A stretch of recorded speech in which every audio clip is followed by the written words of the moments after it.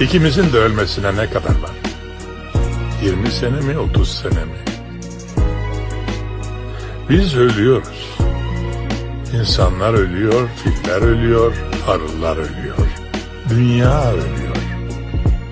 Elden ne gelir ki? Bunu kabullenirsen keyfine bakarsın. Hayatının keyfini çıkarmaya çalış. Her şey o kadar da üzücü değil.